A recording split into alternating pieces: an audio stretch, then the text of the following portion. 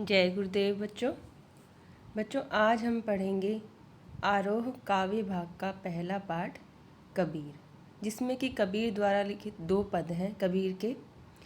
और सबसे पहले व्याख्या शुरू करने से पहले हम उन पदों के बारे में जान लेते हैं। यहाँ प्रस्तुत पहले पद में कबीर ने परमात्मा को सृष्टि के कण कण में देखा है, ज्योति रूप में स्वीकारा है तथा उसकी व्याप्ति चराचर संसार में दिखाई है। इसी व्याप्ति को अद्वैत सत्ता के रूप में देखते हुए विभिन्न उदाहरणों के द्वारा रचनात्मक अभिव्यक्ति दी है। कबीर ने जैसा कि बताया गया कि परमात्मा को सृष्टि के कण कण में देखा है पहले पद में, और दूसरा यह है कि उसकी व्याप्ति चराचर संसार में दिखाई है। इसका मतलब भी यही है कि वो कहना चाह रहे हैं कि कभी जो परमात्मा है वो संसार के कण कण में व्याप्त है। इसी व्याप्ति को अद्वैत सत्ता के रूप में देखते हुए, अद्वैत सत्ता मतलब ईश्वर दो नहीं है। आत्मा परमात्मा जो मानते हैं कि दो हैं, जीव और ब्रह्म जो मानते हैं दो हैं। द्वैत मतलब दो और अद्वैत मतलब दो नहीं है। तो वो ईश्वर को कहते हैं कि वो एक ही है, वो दो रूपों में नहीं है। तो इन चीज़ों को वो विभिन्न उदाहरणों के माध्यम से अभिव्यक्त करते हैं पहले पद में। दूसरे पद में कबीर ने बाह्य आडंबरों पर प्रहार किया है। बाह्य आडंबर मतलब दिखावे की प्रवृत्ति। हम ईश्वर को तो मानते हैं, लेकिन हम उसके लिए दिखावा ज़्यादा करते हैं। मानना है तो मन से माने। और साथ ही यह भी बताया है कि अधिकांश लोग अपने भीतर की ताकत को न पहचानकर अनजाने में अवास्तविक संसार से रिश्ता बना बैठते हैं और वास्तविक संसार से बेखबर रहते हैं। कहने का तात्पर्य यही है कि वो जो प्राकृतिक रूप है अपना, उसे भूल जाते हैं और बाहरी दिखावे के चक्कर में पड़कर बस उसी में घूमते रह जाते हैं। तो ये दोनों पद जो हैं वो जयदेव सिंह और वासुदेव सिंह द्वारा संकलित और संपादित कबीर वाङ्मय खंड 2 से लिए गए हैं। तो आइए पढ़ते हैं पहला पद। पहला पद है, हम तो एक एक करी जाना।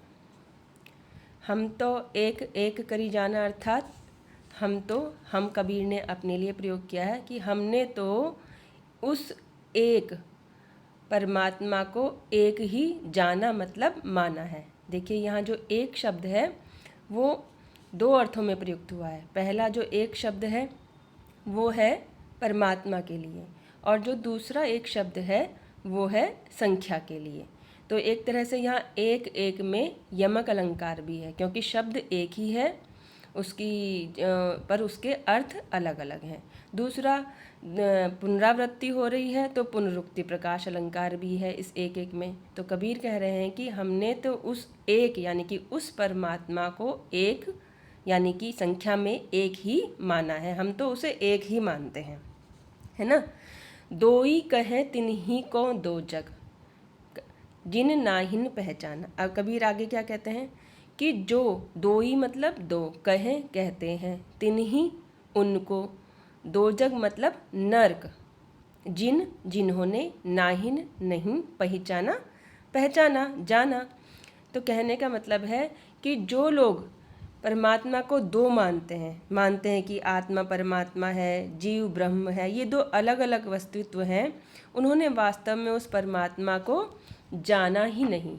उनके लिए ये संसार किस तरह से है? 2 जग। उनके लिए संसार नरक के समान है, क्योंकि वो अज्ञानता के कारण एक को 2 मान बैठे हैं।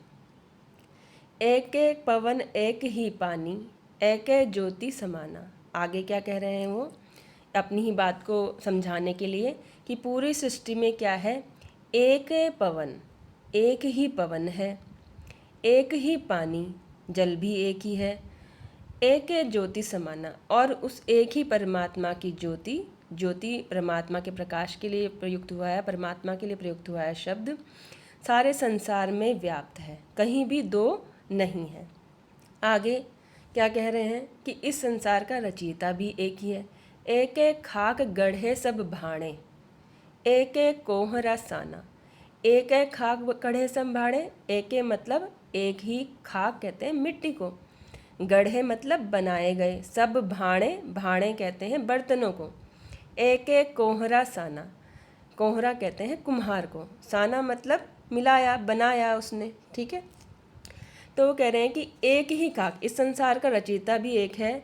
जैसे एक जो कोहरा मतलब कुम्हार होता है, वो क्या करता है, एक एक खाक, खाक मतलब मिट्टी से क्या करता है, बर्तन बनाता है ना, उसे मिलाकर, उस मिट्टी को मिलाकर अलग अलग तरीके के बर्तन बनाता है। तो मिट्टी तो एक ही है ना। तो ठीक इसी तरह से उस परमात्मा ने भी एक ही मिट्टी से सभी मानवों का निर्माण किया है। अब ये मिट्टी का मतलब क्या है, जैसे जो एक तरह से तात्पर्य है कि सारे मनुष्य उन्हीं पंच तत्वों से बने हैं, पृथ्वी, आकाश, जल, नभ, अग्नि आदि, इन 5 तत्वों से बने हैं। तो सभी उन्हीं उसी एक तत्व से बने हैं, और बनाया किसने है, परमात्मा ने। तो इसको इन्होंने कुम्हार के उदाहरण से अब स्पष्ट किया है इस बात को। तो बच्चों यहाँ पर हो गया उदाहरण अलंकार। अब आगे क्या दूसरा उदाहरण देते हुए क्या कह रहे हैं, जैसे बाढ़ी काष्ठ ही काटे, अग्नि न काटे कोई। अब क्या कह रहे हैं, बाढ़ी मतलब बढ़ई, काष्ठ मतलब लकड़ी, काटे मतलब काटता है, अग्नि आग। तो जैसे कबीर कहते हैं कि जैसे बढ़ई जो है काष्ठ ही काटे, काष्ठ को तो काट सकता है, यानी कि लकड़ी को तो काट सकता है, परंतु अग्नि न काटे कोई, परंतु उसमें समाहित जो अग्नि का तत्व है, जो उसके जलने का तत्व है, वो उसे काट नहीं सकता, ठीक है। तो उसी प्रकार मनुष्य का शरीर नश्वर है, परंतु उसमें जो निहित जो आत्मा है वो अकाट्य है, वो अमर है। सब घटी अंतरी तू ही व्यापक, धरे स्वरूपे सोई। अब तू ही किसे कह रहे हैं, परमात्मा को। हे परमात्मा, सब घटी अंतरी, सब सभी, घटी, घटी ये अनेकार्थी शब्द है। घटी मतलब घड़ा, घटी मतलब ये मानव शरीर के लिए भी प्रयुक्त होता है ये वाला शब्द, और हृदय के लिए भी प्रयुक्त होता है। तो सब घटी अंतर यानी सभी मनुष्यों में, सभी मनुष्यों के हृदय में, सभी में क्या है, तू ही व्यापक, तू ही व्याप्त है ना। धरे स्वरूपे सोई, और तूने ही उसमें स्वरूप मतलब स्वरूप, रूप धरे हुए हैं, अलग अलग रूप धरे हुए हैं सबके अंदर। हे परमात्मा, तू ही व्याप्त है, तू ही उनका रूप धारण अलग अलग रूप में किया हुआ है।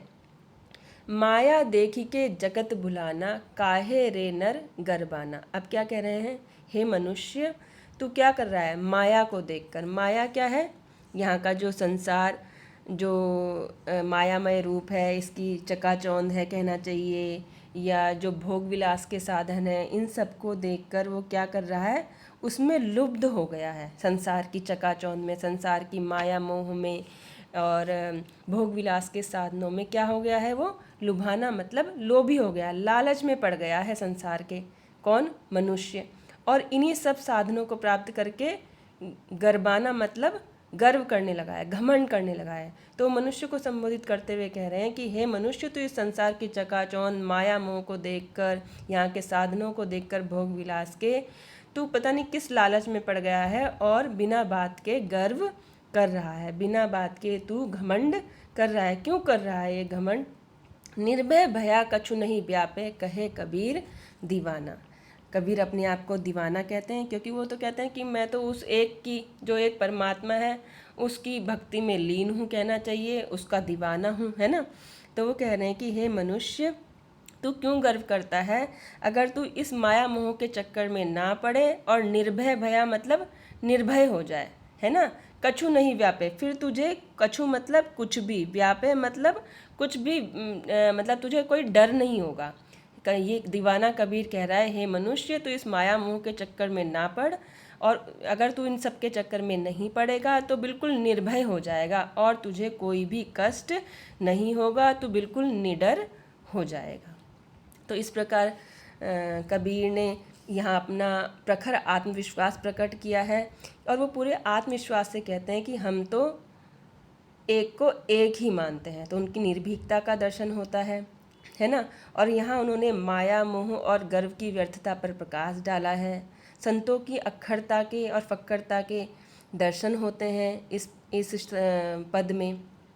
और अलंकार, जैसे एक एक में यमक अलंकार है, एक से तात्पर्य है परमात्मा, और एक से मतलब है संख्या। जैसे बाढ़ी काष्ठ ही काटे और अग्नि न काटे कोई, इसमें उदाहरण अलंकार है। खाक और कोहरा में रूप का अतिशयोक्ति अलंकार है। और जिन नाहिन पहचाना, काष्ठ ही काटे अग्नि न काटे कोई, नर गरबाना कहे कबीर दीवाना, इन सब में अनुप्रास अलंकार है। और ये पद पूरी तरह से गेय और संगीतात्मक है, अर्थात इसे गाया जा सकता है। कबीर की भाषा सदुक्कड़ी है,